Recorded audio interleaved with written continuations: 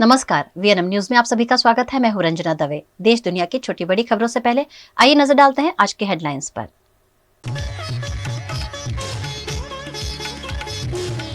BJP पर ED CBI के जरिए चंदा वसूली का आरोप, 30 कंपनियों पर कार्यवाही में मिला 335 करोड़ चंदा।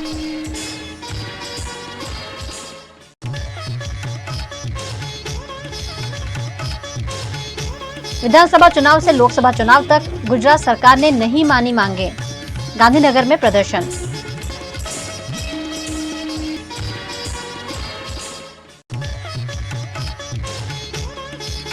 और वडोदरा में इंस्टाग्राम लाइव की कमेंट पर घर्षण, पुलिस ने 11 लोगों को किया गिरफ्तार।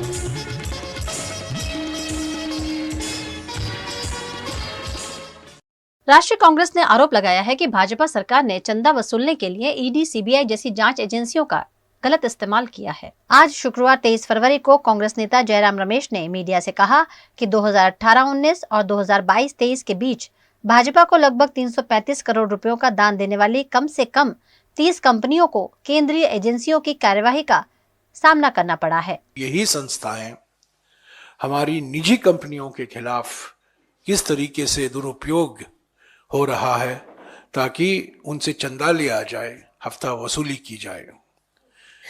आज सुबह हमारे महासचिव संगठन के.सी. वेणुगोपाल जी ने वित्त मंत्री को एक खत भी लिखा है। ये रहे खत, इसकी कॉपी आपको मिल जाएगी। 3 पेज का खत है, इसमें सारे डिटेल हैं और ये जानकारी कई डिजिटल न्यूज साइट में भी प्रकाशित हुए हैं और ये सारी जानकारी इलेक्शन कमीशन, चुनाव आयोग के वेबसाइट से ही प्राप्त हुए हैं। ये कॉपी, इन खत की कॉपी आपको मिल जाएगी। आज सुबह ही हमने, हमारे महासचिव संगठन ने वित्त मंत्री को खत लिखा है इसके बारे में और मोटे तौर से ये बात ये है कि 2018-19 और 2020-23 वित्तीय वर्षों में, इन 4 वर्षों में करीब 30 निजी कंपनियों के खिलाफ ईडी की कार्रवाई की शुरुआत हुई, सीबीआई की जांच की शुरुआत हुई, इनकम टैक्स की जांच की शुरुआत हुई। करीब 30 कंपनियां हैं। इसके नाम भी इलेक्शन कमीशन के वेबसाइट में मौजूद हैं, आप देख सकते हैं। ये प्रकाशित भी हुआ है कुछ कंपनियों के नाम। 30 कंपनियां हैं जिनके खिलाफ ईडी, सीबीआई और इनकम टैक्स छोड़े गए हैं और इनसे इन 4 सालों में बीजेपी पार्टी को 335 करोड़ रुपया चंदा मिला है। 1 करोड़ नहीं, 10 करोड़ नहीं, 100 करोड़ नहीं, 335 करोड़ रुपया। और ये डिक्लेयर्ड है, ये घोषित किया गया है बीजेपी की ओर से और ये सब जानकारी इलेक्शन चुनाव कमीशन के वेबसाइट पर आपको मिल जाएगा। 30 कंपनियां हैं। इन 4 साल में 335 करोड़ रुपया चंदा बीजेपी को मिला है और हम समझते हैं, ये मानना है, बिल्कुल साफ सबूत है कि ये हफ्ता वसूली और कुछ नहीं है। मैं आरोप नहीं लगा रहा हूं। देखिए, ये शब्द मत कहिए कि आई एम एलिजिंग, मैंने एलिज को नहीं किया है, मैंने आरोप नहीं लगाया। ये सब जानकारी चुनाव आयोग के वेबसाइट पर कोई भी प्राप्त कर सकता है। ये वेबसाइट पर है, ये पार्टी द्वारा जानकारी दी गई है, ये कंपनियों का नाम है किनके खिलाफ ईडी, सीबीआई और इनकम टैक्स की जांच हो रही है, वो भी पब्लिक में है। वो तो, ये हम कोई आरोप नहीं लगा रहे हैं, जो वास्तविकता है वो हम देश के सामने रख रहे हैं कि 30 कंपनियां हैं, इनके खिलाफ ईडी, सीबीआई और इनकम टैक्स की जांच हो रही है और इन्हीं 30 कंपनियों ने पिछले 4 वित्तीय सालों में 335 करोड़ रुपया चंदा बीजेपी को दिया है। उस पर सवाल है, तो ये आरोप नहीं है, ये सवाल है। गुजरात के सभी कर्मचारी पुरानी पेंशन योजना को लागू करने की मांग के साथ सरकार के खिलाफ प्रदर्शन कर रहे हैं। लोकसभा चुनाव सिर पर हैं और इसी बीच गुजरात सरकार के सरकारी कर्मचारियों ने ही सरकार के खिलाफ मोर्चा खोल दिया है। पिछले कई दिनों से फिर एक बार पुरानी पेंशन योजना लागू करने की मांग सरकारी कर्मचारी कर रहे हैं। पिछली बार विधानसभा चुनाव में भी सरकारी कर्मचारियों ने पुरानी पेंशन योजना को लागू करने की मांग प्रबल रूप से की थी, लेकिन तब से सरकार ने कर्मचारियों की मांगें नहीं मानी हैं। ऐसे में राज्य के सरकारी कर्मचारी लोकसभा चुनाव से ठीक पहले अपनी मांगों को लेकर गुजरात की राजधानी गांधीनगर की सत्याग्रह छावनी में हजारों की संख्या में एकत्रित होकर पुरानी पेंशन योजना फिर एक बार लागू करने की मांग कर रहे हैं। गुजरात के अलग अलग जिलों के शिक्षक समेत के सरकारी कर्मचारी इस मामले विरोध प्रदर्शन कर रहे हैं और अब ये आंदोलन राजधानी तक पहुंच गया है। इन कर्मचारियों की मांग है कि सरकार उनको दिए हुए वचनों को पूरा करे।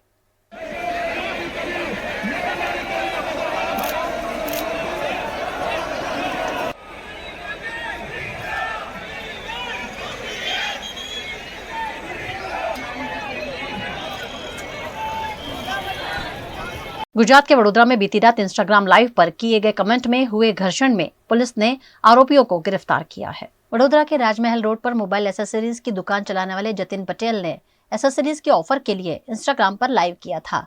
इस दौरान जय श्री राम कहा था, जिस पर पादरा के शख्स ने अभद्र कमेंट की थी, जिसके बाद नवापुरा इलाके में कौमी घर्षण देखा गया, जिसमें पथराव के साथ साथ वाहनों में तोड़फोड़ भी की गई।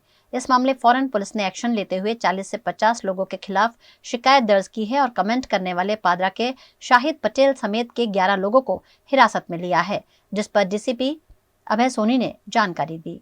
वडोदरा शहरना नवापुर पुलिस स्टेशन विस्तार में राजमहल रोड पर एक मोबाइल एसेसरीनी दुकान आवेली है। आ दुकानना जे मालिक था ये इंस्टाग्राम पर पोताना जे प्रोडक्ट है एमनी लाइव स्ट्रीमिंग करता था। તે વખતે કોઈ માણસ પોતાની આઈડીથી એમની લાઈવ સ્ટ્રીમિંગ દરમિયાન ધાર્મિક લાગણી દુભાય એવા કમેન્ટ કરેલા હતા। આ કમેન્ટ અંગે અમારા પાસે ગઈકાલે અરજી મળી હતી અને આ અરજી અંગે અમે લોકો કાર્યવાહી કરતા હતા અને ગુના પણ આ અરજી ખાતે નોંધવામાં આવેલું હતું કે ભાઈ इंस्टाग्राम आईडी पर જ્યારે કોઈ સ્ટ્રીમિંગ કરતા હોય અને આ સ્ટ્રીમિંગ દરમિયાન ધાર્મિક લાગણી દુભાય એવા કમેન્ટ કોઈ માણસ કરે તો એમના વિરુદ્ધ આઈપીસી કલમ 153A 295 ક અને 504 અને આઈટી એક્ટની ધારાઓ હેઠળ ગુના નોંધવામાં આવતો હતો। તે વખતે પોલીસ સ્ટેશન બહાર બંને કોમોના ટોળાઓ ભેગા થઈ ગયા હતા। સામે સામે આવતા ઉગ્ર બોલેચાલી થતાં સામે સામે પથ્થરમારો થયો હતો અને આ પથ્થરમારામાં ઈજાઓ પણ થઈ હતી અને એક ઈજાદારની અમે લોકોએ ફરિયાદ લીધી છે અને આ ફરિયાદ આઈપીસી કલમ 337 અને રાયટીની કલમો હેઠળ નોંધવામાં આવેલી છે।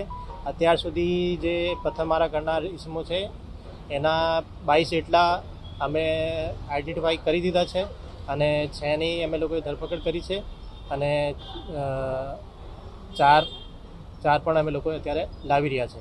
ટોટલ 10 જેટલા માણસોની અત્યારે ધરપકડ કરવામાં આવશે અને 22 જેટલા આઈડેન્ટિફાઈ થઈ ગયા છે જે થોડાક ટૂંક સમયમાં પણ એમની પણ ધરપકડ કરવામાં આવશે। ટોળાનો સાઇઝ હતો એ 40 થી 50 જેટલા ફરિયાદમાં લખેલું છે અને અમે લોકો આઈડેન્ટિફાઈ કરી રહ્યા છે કે ભાઈ સીસીટીવીના ફૂટેજ આધારે કોઈ વધારે લોકો ત્યાં હતા અને બધા જે ટેકનિકલ અમારે પાસે જે ઇનપુટ છે આ બધા અમે લોકો યુઝ કરી રહ્યા છે અને આઈડેન્ટિફાઈ કરીને वैली तक के धरपकड़ करवामा आवशे। इंडिया गठबंधन द्वारा भरूच की सीट आम आदमी पार्टी को दिए जाने पर यह सीट देश भर में चर्चा का विषय बन गई है। आम आदमी पार्टी को सीट दिए जाने से एक ओर कांग्रेस नाराज है, वहीं दूसरी ओर भाजपा सांसद कह रहे हैं कि भाजपा को इससे कोई फर्क नहीं पड़ता है। लोकसभा चुनाव की आहट के बीच इंडिया गठबंधन द्वारा गुजरात में भरूच की लोकसभा सीट आम आदमी पार्टी को दे दिए जाने पर कांग्रेस पार्टी के नेता फैजल पटेल ने नाराजगी जताई है और अपना निर्णय बदलने की हाईकमान से गुहार भी लगाई है। आज हम सब भरूच डिस्ट्रिक्ट कांग्रेस के सब ऑर्गेनाइजेशन में परिमल और राजेंद्र सिंह राणा जी के साथ हम यहाँ बैठे हैं, बाकी सभी कार्यकर्ता आए हैं और आज ये ज़रूरी दिन है क्योंकि मेरी जो टच हाईकमान से भी आज हुई है और मैं उनसे विनती करके आया हूँ कि कोई गठबंधन है, जो अलायंस जो है आम आदमी पार्टी और कांग्रेस की बहुत ज़रूरी है डेमोक्रेसी के लिए, ये मैं मानता हूँ। बीजेपी को हराने के लिए ये गठबंधन बहुत ज़रूरी है, लेकिन मेरा ये भी मानना है जो मैंने हाईकमान को ऑलरेडी बोला और अभी भी बात चल रही है कि विनेबिलिटी कांग्रेस पार्टी के लिए ज़्यादा है भरूच डिस्ट्रिक्ट से। आम आदमी पार्टी एक अच्छी पार्टी है, मजबूत पार्टी है, लेकिन अगर ये गठबंधन हो और डेमोक्रेसी जैसे चलती है, विनेबिलिटी की बात होनी चाहिए कि सीट कौन जीतेगी इस अलायंस के हिसाब से। और अगर अलायंस में जो विनेबल पार्टी है कांग्रेस पार्टी है, और मैं यही मानता हूँ कि गठबंधन अगर हो, अलायंस हो, दिल्ली में आप लोग सब जानते हैं आज अभी मीटिंग्स चल रही हैं और डिसीजन लिया जाएगा, बहुत जल्दी लिया जाएगा, आज लिया जाएगा या कल तक लिया जाएगा। और मैं विनती करता हूँ, जो मेरी बात ऑलरेडी हो रही है, लेकिन मैं विनती करता चाहता हूँ हमारे हाईकमान को, राहुल गांधी जी से, मिसेस सोनिया गांधी जी से, खड़गे जी से, वेणुगोपाल जी से, हमारे मुकुल वासनिक जी से, शक्ति भाई से, उषा नायडू जी से, कि इस गठबंधन में कांग्रेस पार्टी को भरूच डिस्ट्रिक्ट से लड़ना दिया जाए। वहीं भरूच लोकसभा सीट से लगातार 6 टर्म से जीतते आ रहे भाजपा सांसद मनसुख वसावा ने इस बार भी यहां भाजपा की जीत पक्की बताई। उनका कहना है कि इंडिया गठबंधन से भाजपा को कोई फर्क नहीं पड़ता है। સ્વાભાવિક છે કે સામે લોકસભાની ચૂંટણી આવે છે, દરેકે દરેક કેન્દ્રીય પાર્ટીઓ, નેશનલ પાર્ટીઓ કે પ્રાદેશિક પાર્ટીઓ એ પોતાના ઉમેદવારો રાખતા હોય ને ક્યાંક ક્યાંક કેટલાક અપક્ષો પણ ઊભા થતા હોય છે। તે રીતના રૂટિંગમાં આપ પાર્ટીના ચૈતર વસાવાએ એમના ઉમેદવાર એ સિવાય બીજા કોઈ છે નથી ને ગુજરાતમાં પણ આપનું કશું કંઈ છે જ નથી, તો એમને હવે એક આપ પાર્ટીના પ્રચાર થાય એ ભાગરૂપે એમને ઉમેદવાર ડિક્લેર કરે, એટલે છાપામાંથી માંડીને ટીવી મીડિયામાં એમાં સમાચાર ચાલુ થઈ જાય કે આપ જીવતી છે, એ એંગલથી એમને ઉમેદવાર, બાકી જીતવાના એંગલથી નહીં। ભરૂચ લોકસભામાં ક્યારેય પણ આમ આદમી પાર્ટી સક્સેસ જવાની નથી। અહીંયા ભારતીય જનતા પાર્ટી ખૂબ મજબૂત છે અને સંગઠનના સરકાર થકી પ્રજાના બધા ખૂબ કામો કર્યા છે, એટલે સામે ગમે તેટલા મજબૂત ઉમેદવારો આવશે તો પણ ભાજપનો જ ઉમેદવાર ભરૂચ લોકસભામાંથી જીતશે। ગઠબંધન થાય તો પણ એમની સામે અમે ટક્કર આપીશું અને ત્રિપાંખીય જંગ થાય તો પણ એ રીતના અમારી સંપૂર્ણ વ્યૂહરચના છે। આપની સામે પણ લડવાની, કે કોંગ્રેસ સામે હશે તો કોંગ્રેસની સામે પણ અમારે લડવાની અમારી સંપૂર્ણ પ્રકારની તૈયારી છે, વ્યૂહરચના છે। અને ભરૂચ લોકસભાને ધ્યાનમાં રાખું મારે સ્પષ્ટપણે આજે કહેવું પડે છે કે હું ચોક્કસ માનીશ કે એક સમયે સ્વર્ગસ્થ અહમદ પટેલનો આ ભરૂચ જિલ્લો ગઢ ગણાતો હતો અને કેન્દ્રમાં અને રાજ્યમાં પણ એમનો એક સારી એવી વગ હતી, પરંતુ આજે અહમદભાઈ નથી એટલે આ એમને જબરદસ્ત મોટી કોંગ્રેસને પણ ખોટ પડવાની છે ને ભરૂચ જિલ્લાને પણ ખોટ પડવાનું છે।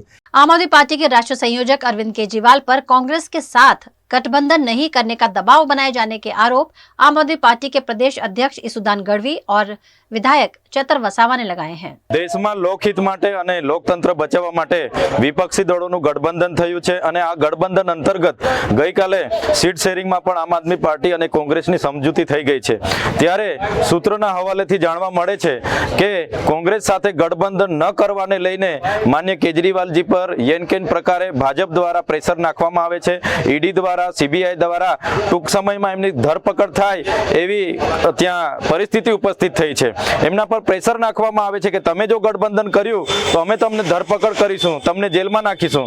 ત્યારે અમે આ ભાજપ સરકારને કહેવા માંગીએ છીએ કે ગઠબંધન અમારું થવાનું છે, થઈને જ રહેશે અને આવનાર દિવસોમાં ગઠબંધનને લઈને અમે ગઠબંધનમાં રહીને અમે લડવાના છે। ત્યારે ભાજપને અમારો ડર છે તો અરવિંદ કેજરીવાલજીને સૂત્રોના હવાલેથી જાણવા મળ્યું છે કે દબાવવામાં આવી રહ્યા છે। ત્યારે અમે એમને કહેવા માંગીએ છીએ, જો અરવિંદ કેજરીવાલજીને તમે ધરપકડ જ કરવા માંગો છો, દબાવવા જ માંગો છો, તો કાલે નહીં પણ આજે ધરપકડ કરો, પરંતુ એનું પરિણામ આવનાર લોકસભામાં ભાજપને વેઠવું પડશે, એ હું ચોક્કસ આજના દિવસે કહેવા માંગુ છું। स्वाभाविक तौर पर जब से इंडिया गठबंधन बनने जा रहा था तब से पॉलिटिकल एनालिस्टों या बार बार पार्टियां बोलती थी कि इंडिया गठबंधन नहीं चलेगा, लंबा नहीं खींचेगा, ये डर जाएंगे, ये भाग जाएंगे, ये ईडी से बैठ जाएंगे। ऐसे कई इंडिया गठबंधन के पार्टियों के पर ये सवाल उठाए जा रहे थे, लेकिन आम आदमी पार्टी और अरविंद केजरीवाल जी डरने वालों में से नहीं है। वो ईडी हो चाहे सीबीआई हो, और इसी के चलते दिल्ली में और गुजरात में इंडिया गठबंधन होने जा रहा है। लगभग हमारे शीर्ष नेतृत्व ने और कांग्रेस के शीर्ष नेतृत्व ने मीटिंग करके सीट शेयरिंग का फॉर्मूला भी तय कर चुके हैं। लेकिन भाजपा डरी हुई है, भाजपा बौखला गई है। भाजपा ये चाहती है कि गुजरात और दिल्ली में सीट शेयरिंग ये इंडिया गठबंधन से ना हो और वो अकेले अकेले लड़े, और इस तरह से मैसेज भी उन्होंने डलवाया है ताकि दिल्ली में 7 में से 7 सीटें वो भाजपा जीती हुई है, इस बार नहीं जीत पाएगी। गुजरात में 26 में से 26 जीती हुई है, वो इस बार गठबंधन के चलते नहीं जीत पाएगी, इसलिए भाजपा पूरी बौखला गई है। और इसलिए उन्होंने प्लान किया है कि जैसे ईडी का 7वां समन्स अरविंद केजरीवाल जी को भेजा, लेकिन वो कोर्ट में मामला है, तो अभी सीबीआई से अभी इंफॉर्मेशन मिली है सूत्रों के द्वारा कि 41A के तहत सीबीआई से नोटिस आएगी अरविंद जी को और फिर अरेस्ट करेंगे और बाद में फिर ईडी अरेस्ट करे। तो ये पूरा मामला है और उन्हीं का एक ही दबाव है कि इंडिया गठबंधन टूट जाए। लेकिन अरविंद केजरीवाल जी जेल से डरे ऐसे नहीं है। मनीष जी जेल में, सत्येंद्र जैन जी जेल में है, विजय नायर जी जेल में है, संजय सिंह जी जेल में है। तो अरविंद जी जेल से डरे और ये इंडिया गठबंधन तोड़ दे ऐसे नहीं है। इंडिया गठबंधन फाइनल तय हो चुका है और गुजरात में भी आपने देखा भरूच और भावनगर सीट है, तो मुझे हमारे पूरा विश्वास है कि 1-2 दिन में ये अच्छी खबर आ जाएगी, दूसरी सीट मामले में भी आ जाएगी।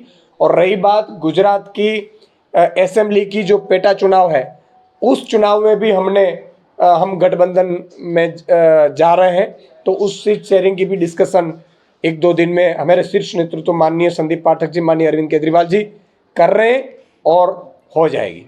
खबरों का दौर यूं ही चलता रहेगा। फिलहाल वक्त है एक ब्रेक का। Part of the RR Global Conglomerate, with the presence in over 50 countries, RR Kabel is a leading Indian wires and cables brand, a wide range offering excellent quality and trustworthiness. RR also has a wide range of lighting solutions. Choose from several options that can light up your home or office. Presenting appliances from RR, increasing the style quotient of your home. Delivering convenience every day. RR fans, lighting solutions, air coolers, water heaters, irons and more. When it comes to trust, quality and convenience, ask for home appliances from RR Kabel, your one-stop electric goods solutions provider. Bharat ले रहा है electric अंगड़ाई। क्यों ना हम साथ चले, साथ चले, साथ बढ़े, साथ बढ़े, देश मेरे, देश मेरे। देश को ले जाए नई दिशा की ओर। आपका जॉय, भारत का जॉय।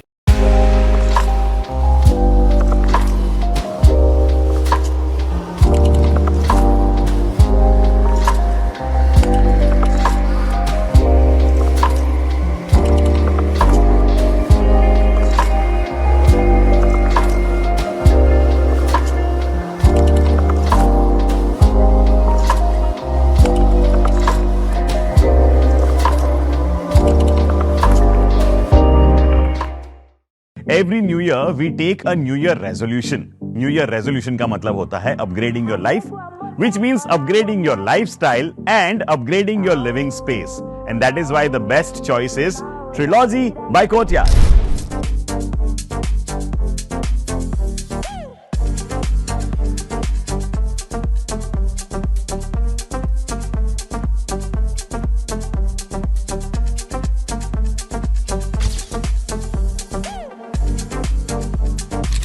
Trilogy by Courtyard.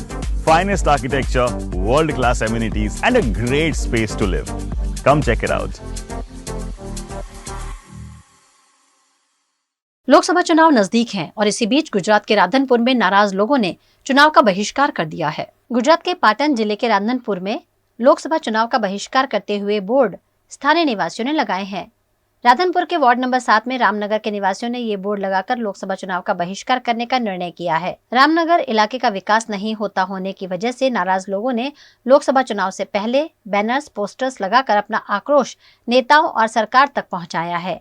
यहाँ बिजली, सड़क, सफाई जैसी समस्याओं से स्थानीय निवासी परेशान हैं और परेशानियों का निवारण नहीं होने की वजह से चुनाव का बहिष्कार करने का मन बना लिया है। एमएसपी समेत की मांगों पर प्रदर्शन कर रहे किसानों ने आज सरकार के विरोध में ब्लैक डे मनाकर प्रदर्शन किया। हरियाणा के हिसार में पुलिस और किसानों के बीच आज टकराव हो गया। किसान खनौरी बॉर्डर पर पंजाब के किसानों के पास जाना चाहते थे, लेकिन पुलिस ने रोक लिया, जिसके बाद लाठीचार्ज किया और आंसू गैस के गोले छोड़े। ये देख किसानों ने पथराव कर दिया, जिसमें थाना नारनौंद के SHO चंद्रभान घायल हो गए। वहीं हरियाणा पुलिस ने आंदोलन कर रहे किसान नेताओं के खिलाफ राष्ट्रीय सुरक्षा कानून के तहत कार्यवाही का फैसला वापस ले लिया है। अंबाला रेंज के IG सिबाश कबिराज ने शुक्रवार 23 फरवरी को ये जानकारी दी। इससे पहले गुरुवार को अंबाला पुलिस ने कहा था कि प्रदर्शन के दौरान सरकारी संपत्ति को हुए नुकसान की भरपाई आंदोलनकारी किसान नेताओं से की जाएगी। इसके लिए उनकी संपत्ति कुर्क और बैंक खाते सीज किए जाएंगे। इधर पंजाब हरियाणा की खनौरी बॉर्डर पर 21 साल के शुभकरण की मौत के विरोध में किसानों ने आज शुक्रवार को देश भर में ब्लैक डे मनाया। 26 को देश भर में ट्रैक्टर मार्च और 14 मार्च को दिल्ली में महापंचायत करने पर किसानों ने सहमति जताई है। गुजरात के अरवल्ली जिले के मोड़ासा में भड़काऊ भाषण देने वाले मौलाना मुफ्ती सलमान अजहरी के रिमांड पूरे होने पर वडोदरा सेंट्रल जेल भेज दिया गया है। मौलाना मुफ्ती सलमान अजहरी ने भड़काऊ भाषण और अनुसूचित जाति के खिलाफ अभद्र शब्दों का प्रयोग किया था, जिसके चलते 9 फरवरी को गुजरात के मोड़ासा टाउन पुलिस थाने में मामला दर्ज किया गया था। मोड़ासा पुलिस ने मौलाना को गिरफ्तार कर कोर्ट से रिमांड प्राप्त किए थे। सलमान अजहरी के रिमांड पूरे होने पर कोर्ट ने जुडिशियल कस्टडी में मौलाना को साबरमती जेल भेज दिया था। मोड़ासा वाले मामले में मौलाना को कोर्ट ने सशर्त जमानत दी थी है, जिसके चलते उन्हें अहमदाबाद जेल से शाम 7 बजे रिहा किया गया। फौरन कोर्ट के आदेश के तहत जूनागढ़ कलेक्टर द्वारा पासा के तहत मौलाना को गिरफ्तार कर साबरमती जेल से मौलाना अजहरी को वडोदरा सेंट्रल जेल लाया गया, जहां वडोदरा सेंट्रल जेल के बाहर चुस्त पुलिस बंदोबस्त देखा गया। अल्पसंख्यक समुदाय के लोग भी इस मौके पर जेल के बाहर इकट्ठे हुए देखने मिले, लेकिन शांतिपूर्ण रूप से मौलाना अहमद अजहरी को वडोदरा सेंट्रल जेल में बंद कर दिया गया है। वडोदरा की नवरत्ना हायर सेकेंडरी स्कूल समा में एनुअल एग्जीबिशन का आयोजन किया गया, जिसमें 6th स्टैंडर्ड से 8th स्टैंडर्ड के छात्रों ने अलग अलग सब्जेक्ट पर प्रोजेक्ट्स बनाए।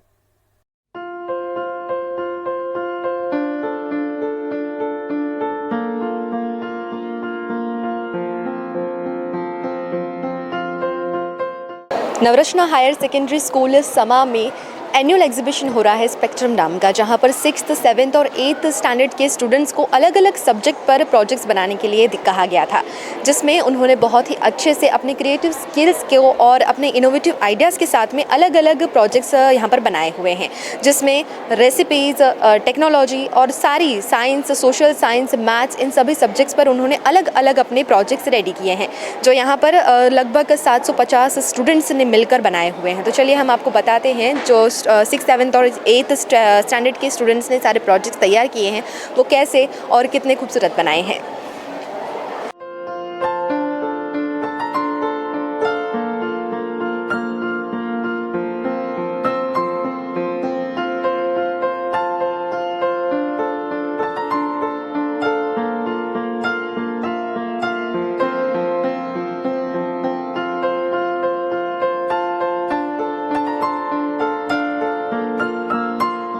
इस एग्जीबिशन में जो सारे प्रोजेक्ट्स बच्चों ने बनाए हैं, उनमें से कुछ प्रोजेक्ट्स के बारे में बच्चों से जानते हैं कि उन्होंने क्या प्रोजेक्ट यहाँ पर क्रिएट किया है।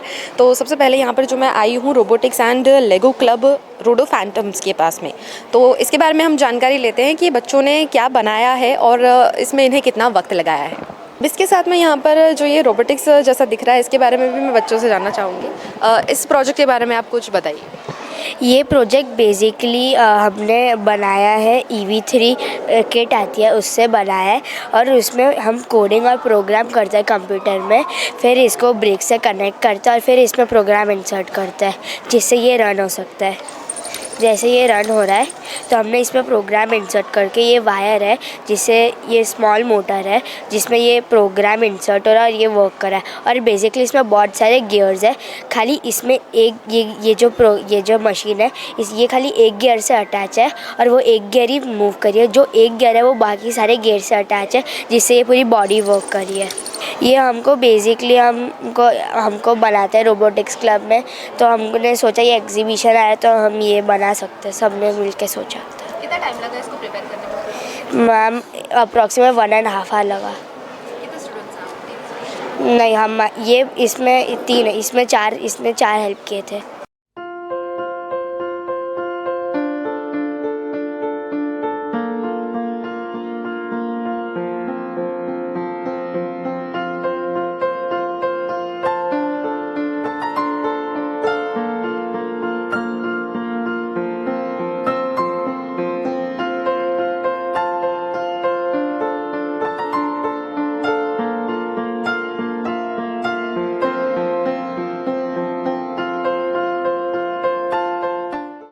आजकल आप देख रहे होंगे कि देश भर में जो है मिलेट से बना मिलेट फूड, मिलेट रेसिपी बहुत ज़्यादा चल रही है।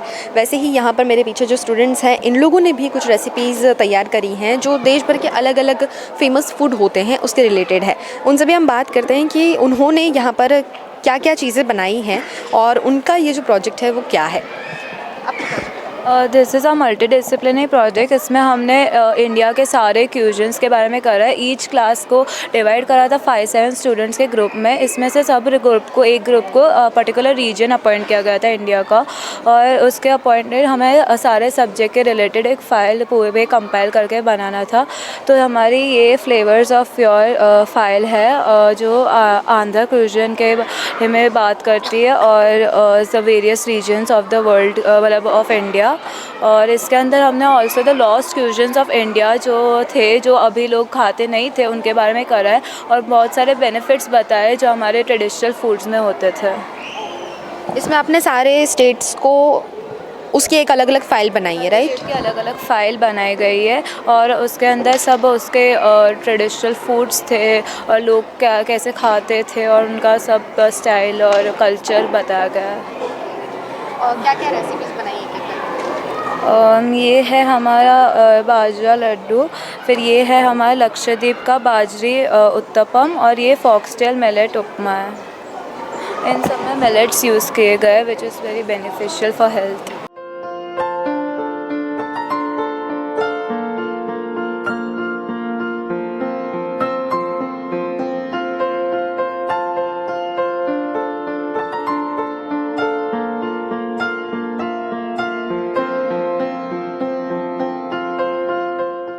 इसी के साथ साथ और भी प्रोजेक्ट्स हैं मेरे पीछे, आप देख पा रहे होंगे कि फ़िज़िक्स का इस्तेमाल करके जो इंस्ट्रूमेंट्स में म्यूज़िक प्ले होता है किस तरह से वो होता है, उसके लिए भी उन्होंने एक प्रोजेक्ट बनाया है। इसके बारे में भी जानते हैं।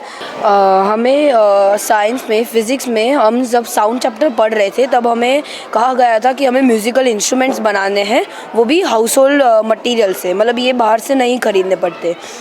तो ऐसे हमने 3 टाइप के इंस्ट्रूमेंट्स बनाए, एक जो स्ट्रिंग इंस्ट्रूमेंट्स होते हैं, एक विंड इंस्ट्रूमेंट और परकशन इंस्ट्रूमेंट जिनमें ऐसा स्ट्रेच मेम्ब्रेन होता है। तो जैसे कि ये है एक डमरू, फिर ये रैटल है, फिर ये भी देखिए कि इसमें ये रखा हुआ है, फिर ये स्ट्रिंग इंस्ट्रूमेंट है और विंड इंस्ट्रूमेंट हमारा ये है। इसको अगर ऐसे करेंगे तो उसमें से साउंड निकलता है।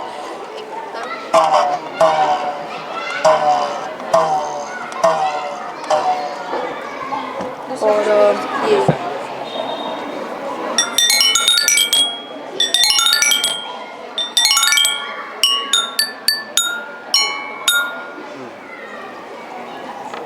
और इसमें से अगर हम ऐसे ही बजाएंगे तो बहुत ही साउंड प्रोड्यूस नहीं होगा, इसलिए इधर एक एम्पलीफायर है जिसमें इलेक्ट्रॉनिक प्रोसेसर्स है जो इस मतलब अगर ये साउंड बहुत ही स्लो है तो उसको वो एम्पलीफाई करके स्पीकर थ्रू लाउड साउंड में कन्वर्ट करता है। एक्चुअली ये जैक वायर है जिसको अगर हम टच करते हैं तो वो सेंस प्रोड्यूस कर रहा है, जिसमें अंदर एक गिटार इलेक्ट्रिक प्रोसेसर है और इधर एक स्पीकर है जिससे साउंड वो प्रोड्यूस कर रहा है वो बाहर निकलेगी।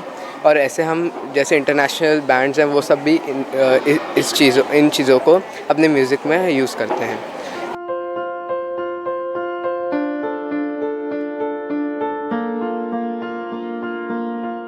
नवरचना स्कूल के स्टूडेंट्स ने बहुत अच्छे प्रोजेक्ट्स तैयार करे हैं और प्रोजेक्ट्स तैयार करने में जितना श्रेय बच्चों को जाता है उतना ही स्कूल के टीचर्स और प्रिंसिपल को भी जाता है। तो यहाँ के प्रिंसिपल से हम बात करेंगे कि आज का जो एग्जीबिशन हो रहा है इसके बारे में आप कुछ बताइए कि स्टूडेंट्स ने इतने अच्छे प्रोजेक्ट तैयार किए हैं तो कैसा लग रहा है आपको? देखिए, बच्चों को पढ़ाने का बहुत अलग अलग तरीका होता है।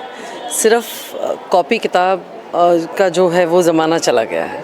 तो अब डिफरेंट माध्यम से एक ही चीज़ को सिखाया जा सकता है। तो ये जो मिडिल स्टेज के बच्चे हैं, क्लासेस 6, 7, 8, वो साल भर जितनी भी लर्निंग एक्टिविटीज़ करते हैं, वेदर वो क्लब हो या सब्जेक्ट एनरिचमेंट हो या उनका मल्टी डिसिप्लिनरी प्रोजेक्ट हो, वो सारा हम यहाँ ले आए हैं दिखाने के लिए, पेरेंट्स के लिए भी और उनके फ्रेंड्स के लिए भी और टीचर्स के लिए भी, कि साल भर उन्होंने क्या क्या किया और किस किस तरीके से उन्होंने सीखा है। तो उसका एक पूरा कल्मिनेशन है और सारी एक्टिविटीज़ बच्चों ने यहाँ प्रेजेंट करी हैं।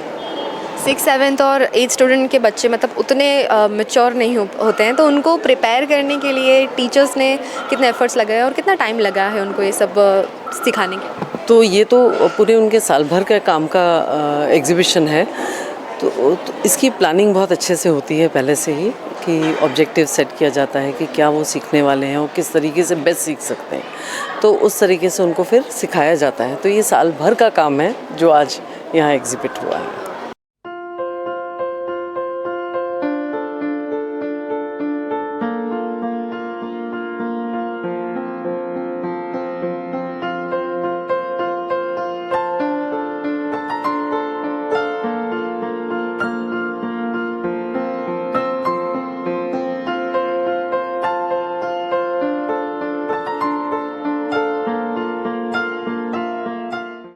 नवरचना स्कूल में जब अलग अलग स्टूडेंट्स ने इतने सारे प्रोजेक्ट्स बनाए हैं, इन प्रोजेक्ट्स को देखने के लिए, इनके बारे में जानकारी के लिए नवरचना की चेयरपर्सन तेजल अमीन भी यहाँ पर हैं। उनसे भी बात करेंगे कि उन्होंने जो बच्चों के प्रोजेक्ट्स देखे हैं और यहाँ पर आकर उन्हें कैसा लगा है। जी मैम, आज जो बच्चों ने इतने प्रोजेक्ट्स बनाए हैं, अलग अलग सब इनोवेशंस, उनकी क्रिएटिविटी स्किल्स बाहर आई है, तो इसके बारे में आप क्या कहना चाहेंगे? आज मुझे वैसे भी मेरा स्कूल का दिन था, तो आज यहाँ आके जो ये spectrum 6th 7th 8th graders की जो पूरे साल की क्लब एक्टिविटी है, लाइफ स्किल एक्टिविटीज़ है, और एक हमारे यहाँ जो यूनिक इंटरडिसिप्लिनरी एक्टिविटीज़ जो होती है, जहाँ अलग अलग डिसिप्लिन्स, अलग अलग सब्जेक्ट्स को मिला के एक थीम पे जब काम किया जाता है, तो यहाँ उनकी कला, उनकी प्रोजेक्ट्स, सुंदर प्रोजेक्ट्स जो टॉपिक्स लिए हैं, उससे उनकी अंडरस्टैंडिंग कैसे बढ़ती है। हम जिसको हॉट्स कहते हैं, हायर थिंकिंग ऑर्डर स्किल्स, जो बच्चों में आज डेवलप करना, हमारी NEP 2020 भी इसके बारे में कह रही है, तो उसे कैसे 6th स्टैंडर्ड के बच्चे, माने 12 साल के बच्चे हैं, उनको एक क्रिटिकल थिंकिंग तरफ कैसे ले जाया सकता है, और उनको ये जो वैल्यू एडेड करनी है हमको टेक्स्ट बुक्स के बाहर, वो बहुत सुंदर तरीके आज देखने मिली है। एक अलग अलग हमारे स्टेट्स पे भी जो काम हुआ है, फूड, उनका पहरवेश, उनकी वहाँ की कल्चर, उनकी ट्रेडिशंस, फेस्टिवल्स, उनकी वहाँ की टोपोग्राफी, ये सब को लेके बच्चों को एक हमारे पूरे भारतवर्ष की भी एक अंडरस्टैंडिंग डीपर होती है बचपन से, वो बहुत सराहनीय है। इमोशंस पे काम किया है, मेंटल हेल्थ की जो आज बहुत बड़ी समस्या है, तो कॉन्फ्लिक्ट रेजोल्यूशन कैसे करना है। एक बच्ची ने बहुत अच्छा बचाया कि हमारे लाइफ स्किल क्लास में जब सैड होते हैं तो वो सैडनेस से बाहर निकलने के लिए हमें खुद को क्या करना है, तो वो एक जो डेमोन्स्ट्रेशन मिलता है। फूड के ऊपर है, तो फूड में हमें ये देखने मिला कि बच्चों ने हेल्दी फूड किसको कहते हैं, वो हमारे शरीर को कैसे न्यूट्रिशन, ब्रेन एंड बॉडी को फीड करता है। तो एक उनके करने से, सोचने से, रिसर्च करने से एक जो उनकी समझ आती है, और एक अंदर से जो उनको एक हेल्दी फूड की तरफ जाने का उनका एक खुद का एक रिजॉल्व होता है, वो देख के मुझे बहुत आनंद हुआ है। 700, 750, 800 बच्चों ने पार्टिसिपेट किया, और इस तरह से जो नवरचना में वैल्यू एडेड होता है बच्चों में, beyond the text books, beyond traditional learning, वो मुझे बहुत अच्छा लगा। Compliments to the principal and the teachers.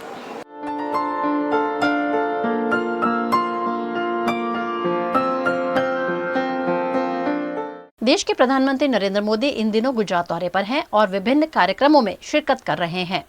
उनके कार्यक्रमों में हो रही फिजूल खर्ची पर सूरत आम आदमी पार्टी के नेताओं ने सवाल उठाए हैं। गुजरात के नवसारी में देश के प्रधानमंत्री नरेंद्र मोदी ने कई विकास कार्यों का लोकार्पण किया।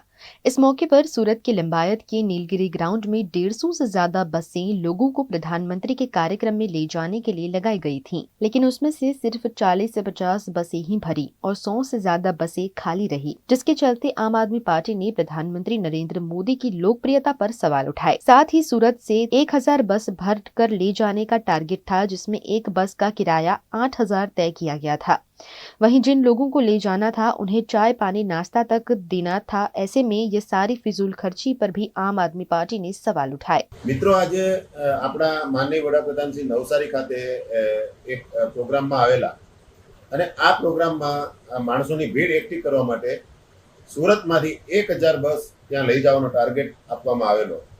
ભારતીય જનતા પાર્ટીએ સુરત મહાનગરપાલિકાના તમામ કર્મચારીઓને છેલ્લા 8 થી 10 દિવસથી આ કાર્યક્રમ માટે મહેનતમાં લગાવી દીધેલા અને 1000 જેટલી બસો, એક બસનું ભાડું 8000 રૂપિયા અને ચા પાણી નાસ્તા સાથે આ કાર્યક્રમ ગોઠવવામાં આવેલો। આજે હું લિંબાયત નીલગિરી ગ્રાઉન્ડ પાસેથી પસાર થતો હતો ત્યારે લગભગ 5 વાગ્યાના આસપાસ ત્યાં લગભગ 100 કરતાં વધારે બસો પડેલી હતી, ખાલી બસો હતી। ત્યાં જઈને મેં પૂછ્યું તો એવો જવાબ મળ્યો કે લગભગ 40-50 બસ ભરાઈને ગઈ છે અને આ બધી બસો ખાલી રહી છે, એટલે હવે પાછી જાય છે। મિત્રો, મારે કહેવાનું એ છે કે જો મોદીજીની આટલી બધી ચાહના હોય, મોદીજીની આટલી બધી લોકપ્રિયતા હોય, તો આવી રીતે લોકોને ઘરે ઘરે જઈને બોલાવીને કાર્યક્રમમાં લઈ જવા શા માટે પડે? આવી રીતે બસો ભરીને શા માટે લઈ જવા પડે? લોકો સ્વયંભૂ પોતાના જો લોકપ્રિય નેતા હોય તો ને લોકો સ્વયંભૂ પોતાની ત્યાં હાજરી આપે, લોકો પોતે સાથે સ્વયંભૂ જોડાય। પરંતુ આ જે લોકોને જબરદસ્તી બસો ભરીને લઈ જવામાં આવે છે, સ્પષ્ટ દર્શાવે છે कि मोदी जी की कोई लोकप्रियता नहीं। सूरत जिला आम आदमी पार्टी की महिला मोर्चा अध्यक्ष डोनिका पटेल ने इसी दौरान सूरत के कॉर्पोरेशन कार्यालय की विजिट की, जहां सभी अधिकारी और कर्मचारी ऑन ड्यूटी होने के बावजूद प्रधानमंत्री मोदी के कार्यक्रम में शामिल होने नवसारी गए थे, जिस पर भी आम आदमी पार्टी की महिला नेता ने सवाल उठाए। भाजपा आ रीते सरकारी कर्मचारीओना पदनो दुरुपयोग करीने एमने चालू दिवसे पोताना कार्यक्रमમાં હાજરી આપવા માટે બસો ભરીને એમને મોકલે છે। આજે સુરત રાંદેરસોલ ઓફિસમાં વહીવટી ભવન, આકારણી વિભાગ અને શહેર વિકાસમાં તદ્દન ઝીરો સ્ટાફ અવેલેબલ છે। તો અહીંયા આવતી જે જાહેર જનતા છે એમના માટે કોણ અવેલેબલ રહેશે? એમના કામો કોણ કરશે? સરકારી કર્મચારીઓને અહીંયા ઝોન ઓફિસમાં જે બેસાડવામાં આવ્યા છે એ પ્રજાના કામ માટે બેસાડવામાં આવ્યા છે કે આવી રીતે ભાજપાવાળા એમને પોતાના કાર્યક્રમોમાં લઈ જવા માટે એમને સેલેરી આપે છે? અહીંયા ઝોન ઓફિસમાં 95% સ્ટાફ અવેલેબલ નથી। શહેરનું જે જનસુવિધા કેન્દ્ર છે, આકારણી વિભાગ છે અને શહેરી વિકાસ છે સંપૂર્ણપણે બંધ કરી દીધું છે, તાળા મારી દીધા છે। खबरों का दौर यूं ही चलता रहेगा। फिलहाल वक्त है एक ब्रेक का।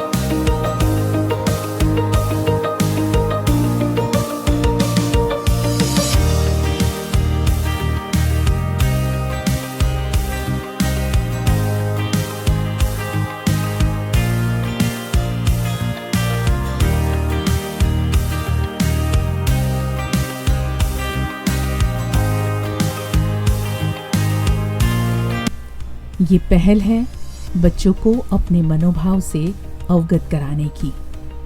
ये पहल है बच्चों को मानसिक स्वास्थ्य समझाने की। ये पहल है नए समाज के रचनाकारों को मानसिक स्वस्थ बनाने की। ये पहल है VNM फाउंडेशन की, बच्चों को बेहतर कल की ओर ले जाने की।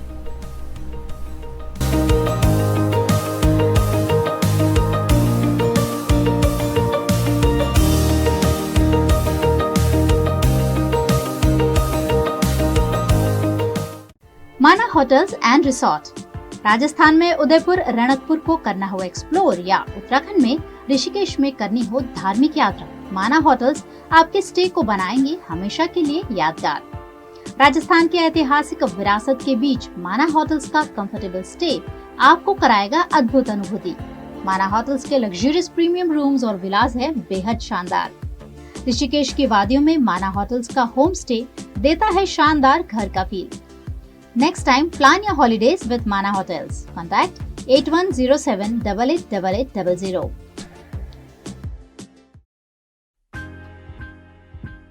Welcome to Courtyard Palladium. 3 BHK large size apartments જ્યાં તમને મળશે એક grand living room with an amazing view, સાથે એક comfortable dining area, a perfect kitchen for your perfect family. Now 3 bedrooms નો પહેલો bedroom with an amazing balcony view. સાથે the second bedroom which is very comfortable, very cozy and has ample of sunlight. And now for the third and the master bedroom of this house. This is so amazing, so grand and so beautiful. Best વાત આ apartments ની એ છે કે અહીંયા તમને મળે છે walk through balcony. So now I'll see you in the living room. Let's go. This is amazing, right? Courtyard Palladium. 3 BHK large apartments near Earth Infinity in Bhaili. Don't forget to visit.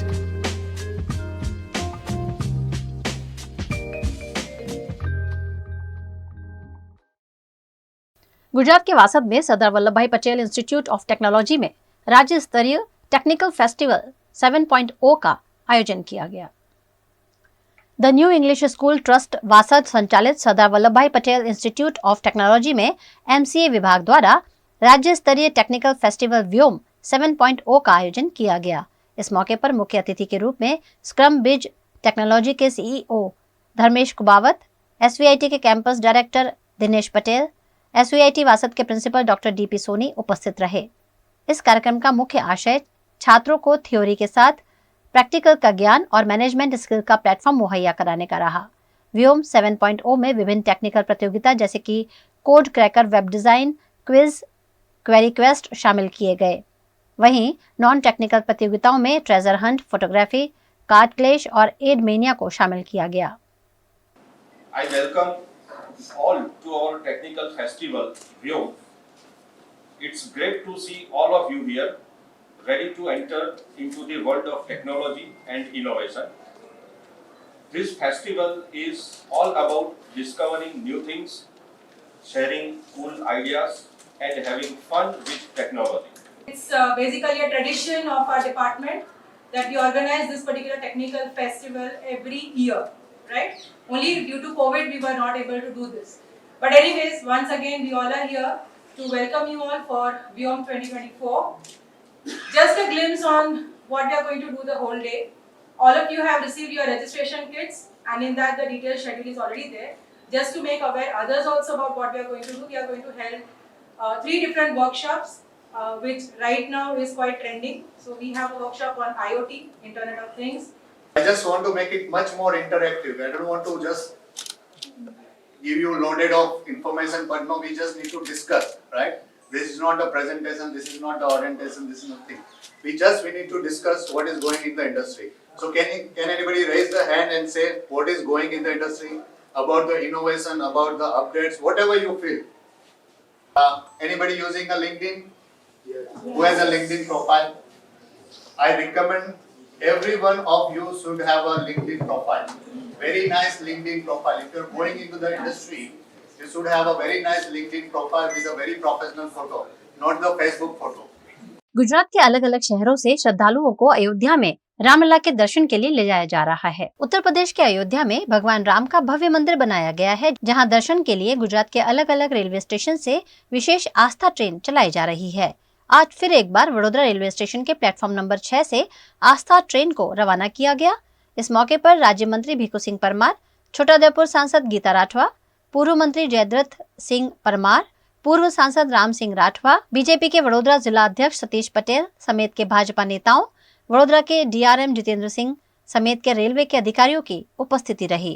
આજે છોટા ઉદેપુર લોકસભાના રામ ભક્તો અયોધ્યા ખાતે જઈ રહ્યા છે ત્યારે આ કાર્યક્રમમાં અમારા સાંસદ ગીતાબેન તેમજ છોટાઉદેપુર અને વડોદરા જિલ્લાના સંગઠનના બંને પ્રમુખશ્રીઓ તેમજ છોટાઉદેપુર જિલ્લાના સંગઠન પ્રભારી ભાઈ શ્રી રમેશભાઈ ઉકાણી તેમજ લોકસભાના સાંસદ રામસિંહભાઈ એ પણ ઉપસ્થિત રહ્યા.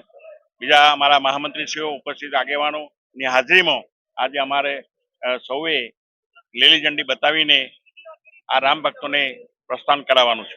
આજરોજ છોટાઉદેપુર લોકસભાના રામ ભક્તો મર્યાદા પુરુષોત્તમ રામલલ્લાના દર્શન કરવા માટે અયોધ્યા જઈ રહ્યા છે. પૂરી લોકસભામાંથી 1400 જેટલા રામ ભક્તો ભાઈઓ બહેનો લલ્લાના દર્શન કરવા માટે જાય છે. તો આજે વડોદરા રેલવે સ્ટેશન ખાતે અમે સૌ અહીંયા રામ ભક્તોને ટ્રેનને લીલી ઝંડી આપવા માટે અહીંયા પધાર્યા છે. મારી સાથે અમારા છોટાઉદેપુર જિલ્લાના પ્રભારી મંત્રી અને ગુજરાત સરકારના મંત્રી એવા ભીખુસિંહ પરમારજી, બંને જિલ્લાના સંગઠનના પ્રમુખશ્રીઓ ઉપેન્દ્રભાઈ, સતીશભાઈ, પ્રભારી શ્રી અમારા રમેશભાઈ ઉકાણીજી, પૂર્વ સાંસદ રામસિંહ દાદા, સર્વે સંગઠન અને ચૂંટાયેલી પાંખ રામ ભક્તોનો ઉત્સાહ વધારવા માટે અને જ્યારે રામ ભક્તો જઈ રહ્યા છે ત્યારે એમને સૂચના, એમની વાતો અમે કહેવા માટે અને સારી રીતે જઈને પાછા આવે એવા આશીર્વચનો અને આશીર્વાદ આપવા માટે અમે અહીંયા ઉપસ્થિત થયા છે. दूरदर्शन के रियलिटी शो भारत का अमृत कलश में वडोदरा की गायिका गुजरात का प्रतिनिधित्व करने वाली हैं, जो वडोदरा के लिए गर्व की बात है. 24 फरवरी से भारत का अमृत कलश नामक reality show DD national channel पर शुरू होने जा रहा है, जिसमें सभी राज्य के फोक सिंगर्स हिस्सा लेने वाले हैं. इस कार्यक्रम का मार्गदर्शन मशहूर गायक कैलाश खेर द्वारा किया जाएगा, जिसमें वडोदरा के सिंगर हेली भट्ट गुजरात का प्रतिनिधित्व करेंगी. इस कार्यक्रम में 28 राज्यों में से 80 सिंगर्स का सिलेक्शन किया गया है, जो अपने राज्य के लोकगीत को प्रतियोगिता में गाकर लोगों का दिल जीतेंगे. વડોદરા MS યુનિવર્સિટીની ભૂતપૂર્વ વિદ્યાર્થીની અને મને ગર્વ છે કે હું ગુજરાતને રિપ્રેઝેન્ટ અને ગુજરાતના જે લોકસંગીત છે એને હું નેશનલ ટેલિવિઝન પર રિપ્રેઝેન્ટ કરવા જઈ રહી છું. એની સાથે સાથે જે DD નેશનલ પર આ જે શો આવવાનો છે તે 24 ફેબ્રુઆરીથી શરૂ થશે અને તેનો ટાઈમિંગ રહેશે 7 થી 8 તથા સેટરડે સન્ડે આ પ્રોગ્રામ રહેશે, ટેલિકાસ્ટ થશે. આઈ હોપ તે સૌને આપ સૌને ગમે અને આપનો સપોર્ટ મને મળતો રહે. મને I personally am very excited about the show and ખાસ કરીને કૈલાશજી સમક્ષ જે મેં પ્રસ્તુતિ કરી છે ગુજરાતી ગીતોની, આપ સૌને ગમે. છેલાજી રે મારી હાટુ પાટણથી પટોળા મોંઘા લાવજો, છેલાજી રે મારી હાટુ પાટણથી પટોળા મોંઘા લાવજો, એમાં રૂડા રે મુરલિયા ચિતરાવજો, પાટણથી પટોળા મોંઘા लावजो। मध्य प्रदेश के मंदसौर में डॉक्टर पर सेक्सुअल हैरेसमेंट के तहत सोनोग्राफी के दौरान गलत तरीके से टच करने का मामला दर्ज हुआ है। मध्य प्रदेश के मंदसौर में डॉक्टर पर सेक्सुअल हैरेसमेंट के आरोप लगाए गए हैं, जिसकी पुलिस शिकायत भी दर्ज कराई गई है। दरअसल देव डायग्नोस्टिक सेंटर के डॉक्टर भरत संगतानी पर यह आरोप है कि सोनोग्राफी के दौरान उन्होंने युवती को गलत तरीके से टच किया और छेड़छाड़ की। ये थाना कोतवाली क्षेत्र का मामला है। जो पीड़िता है वो उसको पेट दर्द की शिकायत हुई थी, तो वो अपनी जांच के लिए गवर्नमेंट हॉस्पिटल गई थी और वहाँ से उसको सोनोग्राफी के लिए बताया गया था। तो हॉस्पिटल के सामने ही देव डायग्नोस्टिक्स करके एक सोनोग्राफी सेंटर है, वहाँ वो अपनी सोनोग्राफी के लिए गई थी। उस समय वहाँ के जो डॉक्टर हैं भरत, उनके द्वारा उसके उनके कैबिन में इसकी सोनोग्राफी के समय कुछ अनैतिक कृत्य किया गया है, जिसकी रिपोर्ट दर्ज हुई है, प्रथम सूचना रिपोर्ट, और इसमें जांच में लिया गया है। अग्रिम जांच में जैसा भी तथ्य आएगा विवेचना की जाएगी। केंद्र सरकार द्वारा प्याज की निर्यात में रियायत दी गई है, जिसके साथ ही प्याज के दाम अब लगातार बढ़ रहे हैं। केंद्र सरकार द्वारा प्याज की निर्यात पर लगाई गई रोक हटाई गई है, जिसके बाद लगातार दूसरे दिन प्याज के दामों में बढ़ोतरी देखी गई। राजकोट मार्केटिंग यार्ड में प्याज के दाम 2 दिनों में करीब 50% बढ़े हैं, जो आने वाले दिनों में और भी बढ़ सकते हैं। लोकसभा का चुनाव नजदीक है और ऐसे में गरीबों की कस्तूरी मानी जाती प्याज के दाम में अगर बढ़ोतरी होती है तो चुनाव पर भी असर पड़ सकता है। ऐसे में प्याज के बढ़ते दाम को रोकने के लिए केंद्र सरकार द्वारा कुछ जरूरी कदम उठाए जाए, ये जरूरी है। गुजरात के गीर सोमनाथ जिले के ऊना तोड़कांड में शामिल पुलिस इंस्पेक्टर NK गोस्वामी आखिरकार एंटी करप्शन ब्यूरो समक्ष उपस्थित हुए हैं। गुजरात के गिर सोमनाथ जिले के ऊना में अहमदपुर मांडवी चेक पोस्ट पर पुलिस कर्मचारियों द्वारा सैलानियों से रिश्वत ली जाती होने की घटना एंटी करप्शन ब्यूरो ने उजागर की थी। इस मामले की जांच के दौरान ड्यूटी पर मौजूद पुलिसकर्मी अपनी वर्दी झाड़ियों में टांग कर भाग निकले थे, जिसकी जांच पिछले कई दिनों से जारी है। इसी बीच इस रिश्वतखोरी में शामिल PI NK गोस्वामी खुद एंटी करप्शन ब्यूरो समक्ष हाजिर हो गए हैं, जिससे कई तरह के सवाल उठे हैं। इससे पहले भी ऊना पुलिस पर कई तरह के आरोप लगते रहे हैं। ऊना के पुलिस इंस्पेक्टर गोस्वामी राजनीतिक शह के चलते बेफाम होकर भ्रष्टाचार कर रहे थे। अब पुलिस इंस्पेक्टर से पूछताछ कर मामले की तह तक जाने की कोशिश की जाएगी। गुजरात के अहमदाबाद में ओडा ने 2024-25 के लिए 1624.96 करोड़ का बजट पेश किया है।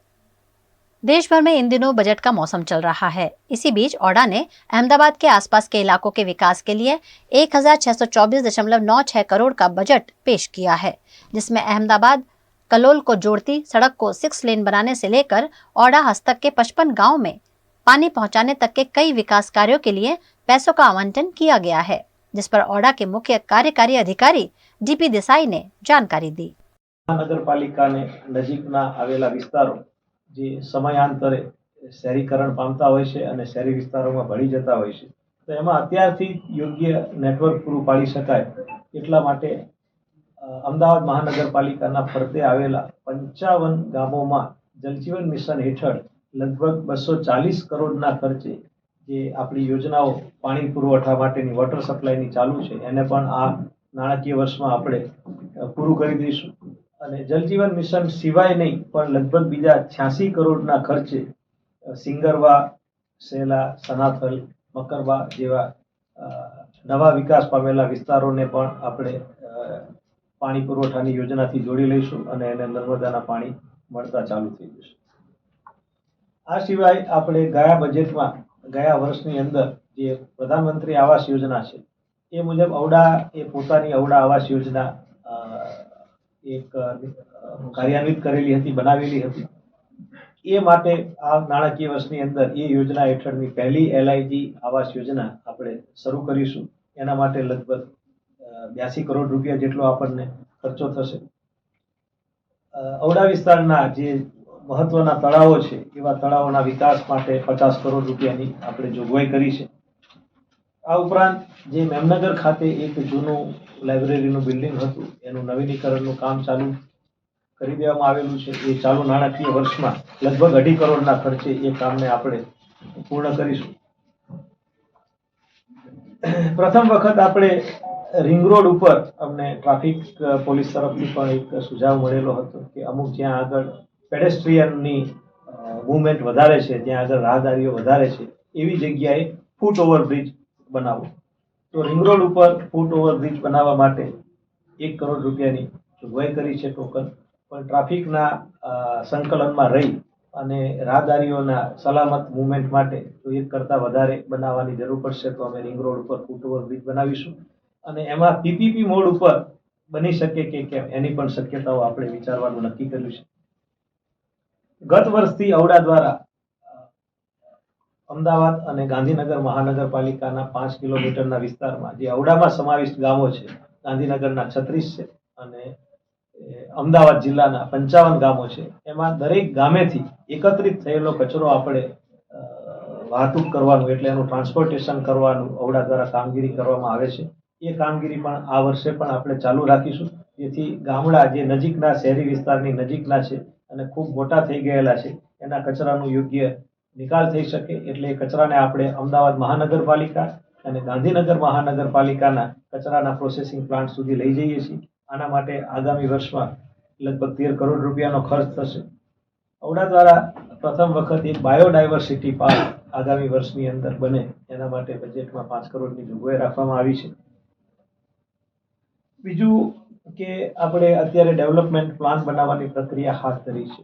સામાન્ય રીતે ડેવલપમેન્ટ પ્લાન આપણે ઇનહાઉસ કરતા હોઈએ છીએ અને સ્ટાફ અને જે પ્લાનર્સને હાયર કરી અને ડેવલપમેન્ટ પ્લાન બનાવીએ છીએ. પણ આ વખતે મહાનગરપાલિકાનો જે રીતે વિકાસ થઈ રહેલો છે, આપણે ઓલિમ્પિક 2036ની વાતો કરી રહ્યા છીએ, એટલે 2041 સુધીનો આપણો ડેવલપમેન્ટ પ્લાનમાં ગ્લોબલ પર્સપેક્ટિવ પણ આવે અને એક રિજનલ ડેવલપમેન્ટ પ્લાન તૈયાર થાય એના માટે આ વખતે ઇન્ફ્રાસ્ટ્રક્ચર પ્લાન બનાવવાનું આપણે નક્કી કરેલું છે. એટલે સમગ્ર ઔડા અને એએમસી વિસ્તારને આવરી લેતો કે જેમાં રોડ નેટવર્ક કેવું હોવું જોઈએ, ડ્રેનેજ નેટવર્ક કેવું હોવું જોઈએ, સ્ટોર્મ વોટરનું નેટવર્ક કેવું હોવું જોઈએ, ક્યાં ક્યાં ટાંકીઓ બનવી જોઈએ, ક્યાં આગળ એસટીપી બનવા જોઈએ, એનું 15 વર્ષનું આખું પ્લાનિંગ જ એ આપણા ડેવલપમેન્ટ પ્લાનની અંદર આપણે કરવાના છીએ.